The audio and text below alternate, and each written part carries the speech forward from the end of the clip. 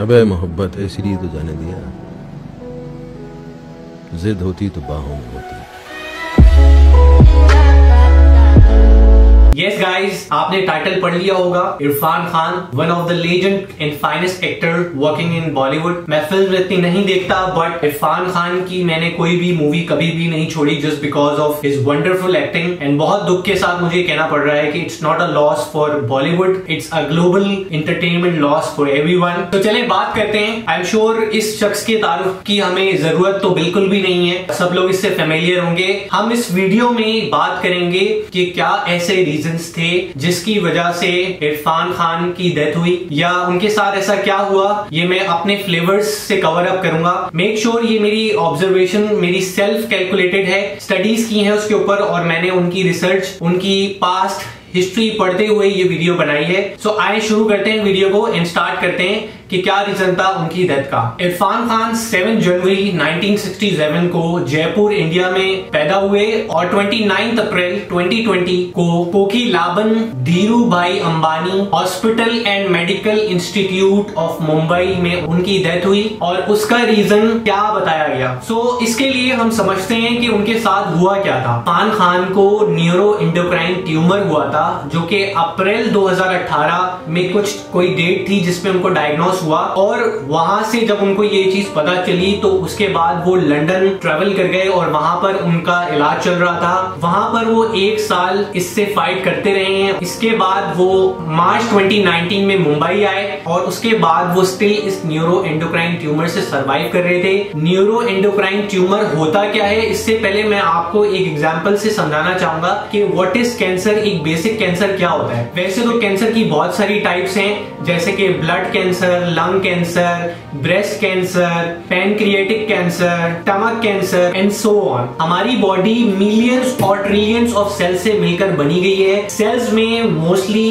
3 तरह की चीजें जरूर होती हैं, nucleus, cytoplasm and third one is cell membrane. ये 3 तरह की चीजें एक सेल में पाई जाती हैं, और न्यूक्लियस को सेल का कंट्रोल सेंटर कहा जाता है और ये डीएनए को कंट्रोल करता है। एंड डीएनए क्या होता है, डीएनए कैरी करता है इंस्ट्रक्शंस। कौन सी इंस्ट्रक्शंस जो हमारी बॉडी को बिल्ड करने में और मेंटेन करने में काम आती हैं। और इस तरह के हर फंक्शन एक यूनिक पाथवे या एक यूनिक ट्रैक से गुजरते हैं जिसको जीन कहा जाता है। जो आप लोगों ने अक्सर सुना होगा कि मेरी जीन में ये चीज आई है मेरे मदर पेरेंट से। So this is where the gene starts. ये तो रही एक बेसिक बात सेल के रिगार्डिंग कि सेल में क्या होता है और क्या क्या चीजें किस तरह से वर्क करती हैं इन अ शॉर्ट वे। सेल की ग्रोथ एंड इनकी मल्टीप्लीकेशन, यानी एक सेल को दूसरे से टकराना और फिर 3 सेल बन जाना, 4 बन जाना, 5 बन जाना, सो ऑन, ये एक कंटिन्यूअल प्रोसेस है जिसको सेल साइकिल कहा जाता है। और हर सेल को इस सेल साइकिल में से ट्रैवल करना पड़ता है, इसके अंदर से गुजरना पड़ता है थ्रू डिफरेंट चेक पॉइंट्स। और इन चेक पॉइंट्स को हम ट्रैफिक लाइट्स भी कहते हैं। यानी मिसाल के तौर पे ये 2 चेक पॉइंट्स हैं, इनके बीच में से सेल ट्रैवल करेगा। अगर वहां पे ग्रीन सिग्नल होगा तभी वो सेल ट्रैवल कर पाएगा, और वही सेल इन चेक पॉइंट्स में से ट्रैवल करते हैं जो कि हेल्दी होते हैं। और वही हेल्दी सेल्स आगे जाकर मल्टीप्लाई होते हैं 2 में, 3 में, 4 में, 10,000 में, 20,000 में। यहां पर कैच ये है कि समटाइम्स हमारे डीएनए जो है सेल्स को डैमेज कर देता है, और ये डैमेज सेल्स स्टॉप हो जाते हैं इन चेक पॉइंट्स पे आके, जो मैंने आपको पहले बताए थे। अब जब ये डैमेज सेल इस चेक पॉइंट में से गुजरेगा तो ये चेक पॉइंट्स या ट्रैफिक सिग्नल्स इनको रोक लेंगे और इनको मेंटेन करेंगे, इनको रिपेयर करेंगे, तभी वो ट्रैवल हो पाएंगे। बट अनफॉर्चुनेटली जब ये डैमेज सेल्स इन चेक पॉइंट में से ट्रैवल कर जाते हैं, और ट्रैवल करने के बाद जब वो मल्टीप्लाई हो जाते हैं, यानी डैमेज सेल एक तो ट्रैवल हो गया इन चेक लाइट्स में से, और वो जाकर 10,000 में, 20,000 में, 2 में, 3 में जब मल्टीप्लाई हो जाता है, क्योंकि जैसा कि मैंने बताया सेल साइकिल प्रोसेस होता है कंटिन्यूअल। तो जब वो डैमेज सेल इस चेक पॉइंट में से ट्रैवल कर जाता है, so this is where a cancer produce. Alright guys, ये तो बात रही कि एक बेसिक कैंसर किस तरह से हमारी बॉडी में प्रोड्यूस होता है। अब बात करते हैं न्यूरो एंडोक्राइन ट्यूमर की, जिससे इरफान खान 2018 अप्रैल से सर्वाइव कर रहे थे। सो न्यूरो एंडोक्राइन सेल्स हमारी बॉडी के अंदर पाए जाते हैं, इनको NETs सेल्स भी कहा जाता है। ये कहां पर लोकेट करते हैं, स्मॉल बॉल में, पैनक्रियाज में, लंग्स में, स्टमक में एड्रिनल ग्लैंड में, थायराइड ग्लैंड में, ये पूरा जो आपका गट सिस्टम है ये वहां लोकेट करते हैं। यानी ओवरऑल आपका डाइजेशन जहां लोकेट करता है। ये सेल्स क्या करते हैं, जब इनको मैसेज रिसीव होता है तो ये हार्मोन्स रिलीज करते हैं। इन सारे जो मैंने आपको ग्लैंड्स और पार्ट्स बताए जहां जहां सेल्स लोकेट करता है, आई डोंट नो, क्योंकि मेरे पास एक प्रॉपर रिपोर्ट नहीं है कि इरफान खान के कहां पर ट्यूमर प्रॉपर्ली डायग्नोस हुआ था, बट आई एम श्योर, जैसा कि मैंने शुरू में बताया कि सेल्स किस तरह से सेल साइकिल्स प्रोसेस में सेल्स मल्टीप्लाई होते हैं, इसी तरह मे बी पॉसिबल कि उनके बॉल के ऊपर, मे बी पॉसिबल उनके लंग्स के ऊपर, मे बी पॉसिबल उनके स्टमक के ऊपर, मे बी पॉसिबल उनके पैनक्रियास के ऊपर ट्यूमर बनता गया और बनते बनते वो मल्टीप्लाई होता गया। जैसे कि मैंने बताया था पीछे आपको थोड़ी देर पहले कि किस तरह से डैमेज सेल जब ट्रैफिक लाइट में से पास आउट हो जाता है और फिर मल्टीप्लाई होता है तो फिर वो आगे फैलता रहता है। सो इसी तरह से may be possible chances are कि वो इंटरनल उनके ऑर्गन्स के अराउंड फैल चुका था, जिसकी वजह से उन्हें न्यूरो एंडोक्राइन ट्यूमर डॉक्टर्स ने डायग्नोस किया था। लेकिन क्या अभी इरफान खान की डेथ इसी ट्यूमर से हुई है? उनकी डेथ का reason neuro endocrine tumour directly नहीं है बट इनडायरेक्टली है।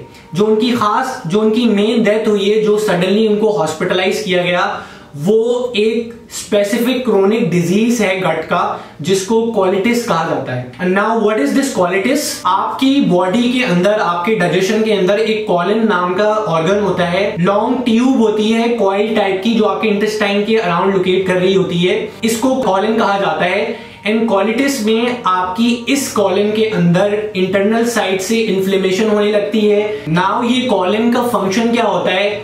कॉलिन आपके फूड्स में से, जो आप फूड खाते हो उसमें से वाटर को निकालता है और जो सॉलिड मटेरियल रह जाता है वो स्टूल की सूरत में आपको पास आउट होता है और वो शिफ्ट हो जाता है आपकी लार्ज इंटेस्टाइन में, जिसको लार्ज बोल भी कहा जाता है। बट उनको कोलिटिस से उनकी स्पेसिफिक डेथ क्यों हुई है? जो उनके ट्यूमर पूरे एंडोक्राइन सिस्टम के अराउंड फैल चुका था, उसकी वजह से उनके कॉलिन के अंदर इन्फ्लेमेशन हुई होगी। उनके कॉलिन के अंदर या तो सप्लाई ऑफ ब्लड सही तरह नहीं हुई होगी या मे बी चांसेस हैं कि उनके बॉल सिस्टम के अंदर इन्फ्लेमेशन हुई होगी। क्योंकि मेरे पास यहाँ स्पेसिफिक रिपोर्ट नहीं है बट आई एम श्योर ये 3-4 चीजें मैंने आपको बताई कि इन्फ्लेमेशन हो सकती है उनके कॉलिन के अंदर, उनको ब्लड सप्लाई सही तरह नहीं पहुंचा होगा, या थर्ड थिंग कि उनके बॉल सिस्टम के अंदर इन्फ्लेमेशन हुई होगी जिसकी वजह से उनकी सडन डेथ हुई। और ये कोलिटिस ओवर द नाइट नहीं हुआ। जो उनको प्रॉपर्ली पहले न्यूरो एंडोक्राइन ट्यूमर डायग्नोस किए गए थे वो पूरे उनके एंडोक्राइन सिस्टम के अराउंड लोकेट कर गए थे जिसकी वजह से उनकी डेथ हुई। सो आई होप गाइस कि आप लोगों को ये बात समझ में आई होगी कि एक बेसिक कैंसर क्या होता है। जो इरफान खान को हुआ वो न्यूरो एंडोक्राइन ट्यूमर था और वहां से आज जो उनकी डेथ हुई